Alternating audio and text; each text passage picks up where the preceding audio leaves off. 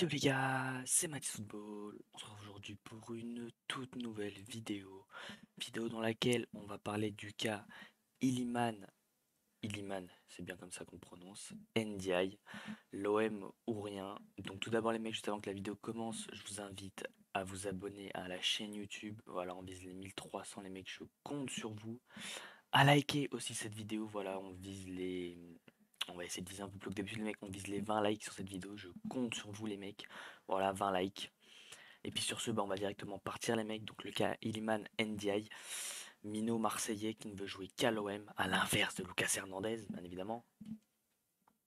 Donc après avoir bouclé une saison XXL en Championship avec Sheffield United, l'attaquant Iliman Ndiaye souhaite changer d'air cet été, mais au milieu d'une belle liste de courtisans, le Sénégalais n'a qu'un rêve en tête, rejoindre l'Olympique de Marseille à tout prix. Déclaration d'ailleurs de Ndiaye: depuis que je suis tout petit, j'aime l'OM. Le premier maillot que mon père m'a acheté, c'était celui-là. Quand j'étais petit, mon père m'avait proposé d'aller faire des tests au PSG ou à Marseille. J'ai dit l'OM direct. J'ai joué un an là-bas, c'est un club que je porte toujours dans mon cœur. Le 21 avril dernier, le jeune Ilman Ndiaye ne laissait pas de place au doute dans les colonnes de SoFoot au moment de clamer son amour pour l'Olympique de Marseille, euh, un club que le Sénégalais révélé pendant le mondial 2022 au Qatar, avait brièvement fréquenté le centre de formation durant sa jeunesse, 2011-2012. Faut savoir aussi les mecs que Ndiaye a recalé Everton récemment. Une offre d'Everton est parvenue à Sheffield, il les a recalés. Everton pourtant sont en première ligue, il les a recalés. Voilà, tout simplement, il les a recalés parce qu'il ne souhaite que l'Olympique de Marseille. A l'inverse, encore une fois, de Lucas Hernandez, ce gros traître. Donc voilà, Ndiaye a recalé Everton pour l'OM. Après une saison aboutie avec 14 buts et 11 passes décisives en 46 matchs de Championship, le natif de Rouen voit les courtisans se bousculer au portillon. Alors qu'un départ à moins d'une année du terme de son contrat se profile, le grand artisan de la promotion de Sheffield United en Première Ligue rêve toujours de retrouver son club de cœur. Preuve en est la radio RMC a dévoilé samedi soir que le polyvalent, attaquant et dribbleur hors pair avait décliné une séduisante proposition d'Everton, un choix fort qui s'expliquerait notamment par la volonté du principal intéressé de garder des chances intactes de rejoindre la Canebière sur le mercato d'été. Est-ce que c'est une opportunité à saisir pour les Phocéens les mecs? Et bah c'est ce qu'on va aller voir directement sur Transfermarkt. Donc voilà, donc pour résumer, Ilman Ndiaye, né le 6 mars 2000, 23 ans, il est né à Rouen, ça on l'a compris. Il est sénégalais, avant-centre, mais qui peut également jouer voilà, milieu offensif en tant que deuxième attaquant. Voilà, on sait que Marcelino c'est un 4-4-2. On sait qu'il pourrait jouer en tant que deuxième attaquant, Ilman Ndiaye. Après, ça reste à savoir après ce sera qui sera là. Si on va compter sur Vitinha, et je pense qu'on va devoir compter sur lui dans tous les cas. Et j'ai confiance en lui, les mecs, je le répète haut et fort, j'ai confiance en lui pour cette saison. Et en Alexis Sanchez, où on ne sait pas s'il a encore signé. Voilà, il est inscrit sur le site de l'Olympique de Marseille et tout, mais on ne sait toujours pas si finalement il va vraiment signer. Donc ça restera à voir dans les jours à venir. Donc voilà, c'est un avant-centre qui peut jouer voilà, deuxième attaquant, milieu offensif, peut-être ailier, mais je suis pas sûr. Mais je pense qu'ailier peut dépanner. Voilà, il a été sélectionné 7 fois pour un but. Grosse valeur marchande, 18 millions. 18 millions, les mecs, grosse valeur marchande, reste à voir si on pourra faire baisser un peu ce prix. Et voilà, comme c'était dit, hein, il ressort d'une assez grosse saison. Alors j'ai pas les. Ah, si c'est bon, j'ai les stats. Donc pas de cette saison-là. Mais il ressort quand même bah, voilà, de deux belles saisons, je pense. Voilà, 21 buts, 13 passes D en Championship avec donc son club Sheffield United.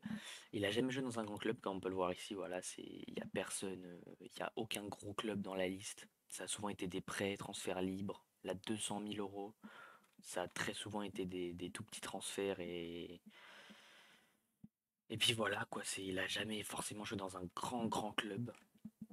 C'est pourquoi on aimerait qu'il rejoigne l'Olympique de Marseille, le plus grand club français encore à ce jour. Je le répète, haut et fort les mecs. En tout cas, voilà, son dernier transfert a été à 200 000 euros. 2021, 2 ans après, il a 18 millions d'euros les mecs. C'est juste une dinguerie, mais j'espère qu'on pourra faire baisser le prix pour éventuellement l'acheter. Donc est-ce que c'est une opportunité à saisir pour les Phocéens? L'OM va-t-il bondir sur l'opportunité dans les prochains jours? Rien n'est moindre sûr. Le président phocéen Pablo Longoria ayant déjà montré par le passé qu'il n'aimait pas travailler dans la précipitation. Néanmoins, les Phocéens semblent bien intéressés par le profil de Ndiaye, comme le révélait le spécialiste du mercato Fabrizio Romano. Mercredi, bonne nouvelle déjà si Fabrizio Romano confirme que c'est des vraies rumeurs. On peut donc penser que les Marseillais vont essayer d'attirer le phénomène de Sheffield d'ici la fin du mercato. Entre la volonté farouche du joueur de retourner à Marseille et sa situation contractuelle très avantageuse, l'OM pourrait boucler ce dossier à un prix convenable, valorisé à hauteur de 18 millions d'euros par le site spécialisé Transfermarkt, comme on vient de le voir à l'instant.